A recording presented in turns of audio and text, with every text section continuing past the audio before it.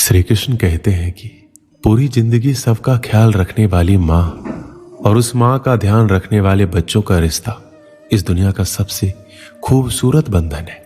बेटे के लिए माँ सिर्फ माँ ही नहीं बल्कि एक दोस्त भी होती है, जिससे वो अपने जीवन की उलझनों को साझा करता है। खुशकिस्मत होते हैं वो जिन्हें माँ नसीब होती है, क्योंकि इस दुनिया में ये एक ऐसा रिश्ता है जिसमें मिलावट नहीं होती। जिंदगी में एक माँ की जगह कोई नहीं ले सकता है। माँ अपने बच्चों से ना सिर्फ निस्वार्थ भाव से प्रेम करती है बल्कि अपने बच्चों को जिंदगी जीना भी सिखाती है। उन्हें रिश्तों की अहमियत बताती है, अपनों से बड़ों का सम्मान करना सिखाती है, दूसरों से प्रेम करना, अनुशासित रहना समेत दूसरों की मदद करना भी सिखाती है। अर्थात एक इंसान अपनी माँ की बदौलत ही समाज में उठने बैठने के लायक बनता है। अर्थात माँ ही एक व्यक्ति की जिंदगी में सब कुछ होती है, क्योंकि माँ से ही इंसान का अस्तित्व होता है। इसलिए अपने माँ को सम्मान दें और उनकी खुशियों को ध्यान रखें, क्योंकि माँ के प्यार के बिना व्यक्ति की जिंदगी अधूरी है। माँ दुनिया का सबसे प्यारा तोहफा है। माँ भगवान का रूप होती है, जो न सिर्फ अपने बच्चों से निस्वार्थ प्यार करती है बल्कि उनकी खुशी के लिए किसी भी हद तक गुजर सकती है। माँ हर इंसान की शक्ति और ताकत होती है। माँ न सिर्फ 9 महीने अपने कोख में रखकर दर्द सहकर अपने बच्चों को नया जीवन देती है, बल्कि पूरी जिंदगी साई की तरह अपने बच्चों का साथ देती है। माँ की बेहिसाब ममता को चंद शब्दों में नहीं पिरोया जा सकता। आज मैं आपसे 3 प्रश्न पूछूंगा। पहला प्रश्न, ऐसा कौन है जिस पर लगातार प्रहार करने के पश्चात भी वो मुस्कुराए और आपको सुख दे? आपका उत्तर होगा धरती या वृक्ष। दूसरा प्रश्न, ऐसा कौन है जो बिना आपके कुछ कहे सब जान जाता है, सब समझ जाता है और फिर निस्वार्थ भाव से आपकी सहायता करता है? आपका उत्तर होगा भाई या मित्र। और तीसरा प्रश्न, ऐसे कौन से भगवान है जो स्वयं विष का घूंट पीकर आपको जीवन का अमृत प्रदान करते हैं? आपका उत्तर होगा महादेव। यदि आपके उत्तर यह है तो आपके उत्तर गलत है। इन सारे सवालों का एक ही सही जवाब है और वो है माँ। जब आप अपनी माँ के गर्भ में होते हैं तो उस समय उन्हें कितनी लात मारी होगी आपने, किंतु फिर भी वो मुस्कुरा के आपको आशीष देती रही। आपके बिना कुछ कहे वो सब जान जाती और इस जीवन की कठिन परिस्थितियों के विष का घूंट पीकर आपको सुख का अमृत देती है। इस जीवन में आप कुछ भी कर लीजिए, अपने माँ का ऋण कभी नहीं चुका पाएंगे। यदि कुछ कर सकते हैं तो जीवन के आनंद में, उद्धव में और धन्यवाद में अपने माँ को स्मरण रखिए। माँ का रिश्ता दुनिया का सबसे खूबसूरत रिश्ता होता है, जिसमें सिर्फ प्यार ही प्यार छिपा रहता है। एक माँ का जीवन पूरी तरह अपने बच्चों के लिए समर्पित रहता है।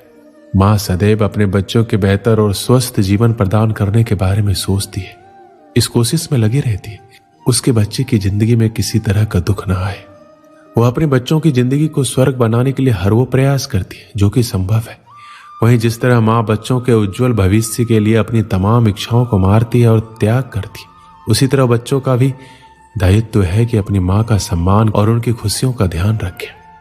माँ की जुबान पर अपने बच्चों के लिए कभी बद्दुआ नहीं होती, बस एक माँ ही होती है जो अपने बच्चों से कभी खफा नहीं होती। एक कर्ज है जो हम सब पर सवार रहता है, वो हमारी माँ का प्यार है जो जीवन भर हम पर उधार रहता है।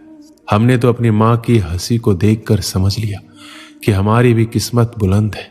एक माँ की दुआ है इस संसार की सबसे बड़ी दौलत होती है। जो समझ गया वो रईस बन जाता है और जो नहीं समझा वो फकीर रह जाता है।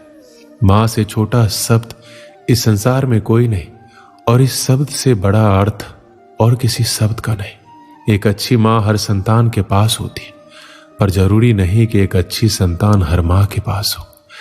जब इस संसार में प्यार को निराकार से साकार होने का मन हुआ, तब जाकर इस धरती पर माँ का सृजन हुआ। एक माँ की ममता वह सुरीली संगीत है जो हर किसी के दिल में उतर जाता है। माँ चाहे कितनी भी अनपढ़ हो, पर अपने बच्चों को जीवन के सबसे महत्वपूर्ण ज्ञान माँ से ही मिलते हैं। माँ चाहे कितनी भी अनपढ़ हो, पर बच्चों को अपने जीवन का सबसे महत्वपूर्ण ज्ञान माँ से ही मिलते हैं। माँ अपने बच्चों के लिए त्याग और उनके लिए अपने प्यार की तुलना किसी से भी नहीं की जा सकती। हर बच्चे की पहली गुरु उसकी माँ ही होती और माँ जो शिक्षा देती है वह जीवन भर उस बच्चे का साथ देती है। माँ वो होती है जो परिवार में किसी की भी जगह ले सकती है, पर पूरे परिवार में कोई नहीं होता जो एक माँ की जगह ले सके। जब एक रोटी के 4 टुकड़े होते हैं तो खाने वाले 5 लोग होते हैं, तो एक माँ ही होती है जो झट से कह देती है कि मुझे भूख नहीं है। इस संसार में सब चीज बिकाऊ है, सिर्फ माँ की ममता ही एक ऐसा आशीर्वाद है जिसे कोई बेच नहीं सकता। बहुत देखे हैं हमने जमाने में प्यार मोहब्बत में जान लुटाने वाले। कभी अपनी माँ से भी जाकर पूछना कि कितनी मुश्किलों से तुझे पाला है उसने, रातों में उठ उठ के। इस संसार में हर जगह ईश्वर का पहुंचना मुमकिन नहीं था, इसलिए उन्होंने माँ की रचना की। इस पूरे संसार में सिर्फ माँ ही एक ऐसी होती है जो किसी भी हाल में जान लेती है कि उसके बच्चों की आंखें सोने से लाल हुई है या रोने से। इस पूरे संसार में सिर्फ माँ बाप ही है जो अपने बच्चों से सच्चा प्यार करते और उन्हें सच्चा प्यार दे सकते। बाकी पूरा संसार सिर्फ दिखावा ही करता है। जरा समय निकालकर अपनी माँ को देखकर मुस्कुरा भी लिया करो, क्या पता तुम्हारी किस्मत में तीर्थ जाना ही ना लिखा हो।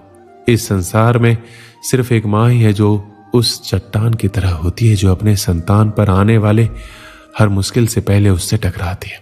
माँ के हाथों में जादू है, जो सर पर हाथ फेरती है तो लगता है भगवान उतरकर सिर्फ मेरे लिए मेरे सिर पर हाथ फेर रहे हैं और मुझे आशीर्वाद देने आए। हमारे पूरे भारत देश में अलग अलग भाषाएं, अलग अलग लोग हैं, लेकिन सब अपनी जननी को माँ ही कहते। अलग अलग भाषा होने के बाद भी माँ को माँ ही पुकारा जाता है। हमारी माँ ही हमारे अस्तित्व का निर्माण करती है। हमारी माँ ही हमें एक आदर्श व्यक्ति बनाती है। वह हमारे आत्मविश्वास को कभी घटने नहीं देती है और हमें हमेशा प्रेरित ही करती है ताकि हम आगे बढ़ते रहे, कभी रुके नहीं। माँ हमारे जीवन की वो नींव है जिसकी वजह से हम मजबूत रहते हैं। माँ हमें शारीरिक और मानसिक दोनों रूप से मजबूत बनाती है। एक आदमी एक दुकान में नौकरी किया करता था। वह मेहनती था। काम के प्रति उसकी मेहनत और लगन देखकर उसका सेठ बड़ा खुश रहता था। वह आदमी भी उस दुकान की नौकरी से संतुष्ट था। एक दिन वह बिना बताए छुट्टी पर चला गया। सेठ उस दिन सोच में पड़ गया, क्योंकि ऐसा पहले कभी नहीं हुआ था।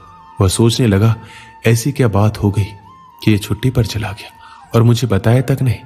कहीं उसे पैसों की तंगी तो नहीं रही होगी। यह विचार दिमाग में आते ही सेठ ने उसके पगार बढ़ाने का निर्णय ले लिया। अगले दिन वह आदमी वापस काम पर आया। सेठ ने उसे अपने पास बुलाया, उसे बताया, मैंने तुम्हारा वेतन बढ़ा दिया है। अगले महीने की 1 तारीख को उस आदमी को बढ़ी हुई पगार मिली। उसने पगार ली, लेकिन कोई प्रतिक्रिया नहीं दी। ना उसने सेठ को धन्यवाद दिया, ना ही वो बहुत खुश हुआ। बस रोज की तरह काम करता रहा। पगार बढ़ा देने के बाद सेठ निश्चित था कि अब वह आदमी और मेहनत से काम करेगा। कुछ महीनों के बाद वह आदमी एक बार फिर से बिना बताए छुट्टी पर चला गया। इस बार सेठ को बहुत गुस्सा आया कि ये कैसा लापरवाह आदमी है। एक तो मैंने इसकी पगार बढ़ा दी, इसके बाद भी इसे जिम्मेदारी का एहसास नहीं है। फिर से बिना बताए इसने छुट्टी मार ली। अगले दिन वह आदमी काम पर आ गया। सेठ ने पहले ही तय कर लिया था कि अब वह उसकी पगार घटा देगा। उसने उसे बुलाकर बता दिया कि अगले महीने से वही पगार मिलेगी जो तुम्हें पहले मिलती थी। अगले महीने उस आदमी को घटी हुई पगार मिली, लेकिन इस बार भी उसने कोई प्रतिक्रिया नहीं दी, ना ही उसे दुख हुआ। बस अपने कामों में लगा रहा। यह देखकर सेठ हैरान हो गया। उसने उसे बुलाकर पूछा, क्या बात है, जब मैंने तुम्हारी पगार बढ़ा दी तब तुम खुश नहीं हुए, और जब मैंने तुम्हारी पगार घटा दी तब तुम दुखी भी नहीं हुए। आखिर क्या बात है? आदमी बोला, सेठ जी, जब मैं पहली बार काम पर नहीं आया था उस दिन मेरे बेटे का जन्म हुआ था। उस समय जब आपने मेरी पगार बढ़ाई तो मैंने सोचा कि जो अतिरिक्त पैसा मुझे मिला है वो उस बच्चे के हिस्से का है, इसलिए मैं ज्यादा खुश नहीं हुआ। जब मैं दूसरी बार काम पर नहीं आया तब मेरी माँ का देहांत हो गया था। उस समय आपने पगार घटा दी तो मैंने सोचा कि मेरी माँ अपना हिस्सा लेकर चली गई, इसलिए पैसे घटने पर भी मैं दुखी और परेशान नहीं हुआ। यह बात सुनकर सेठ बहुत खुश हुआ और उसने उस आदमी को गले से लगा लिया। इस कहानी से हमें क्या सीख मिलती है? जिंदगी कभी एक सी नहीं रहती। उतार चढ़ाव तो जिंदगी का हिस्सा है। जब तक जिंदगी है अच्छा वक्त भी आएगा और बुरा वक्त भी, इसलिए वक्त चाहे जैसा भी हो उसे पार कर ले। जिंदगी के दबाव में आना बंद कर हर हाल में खुश रहना सीखे। दोस्तों, इस वीडियो में बस इतना है। मिलते हैं अगले वीडियो में। अपना ख्याल रखिएगा। जय श्री कृष्ण।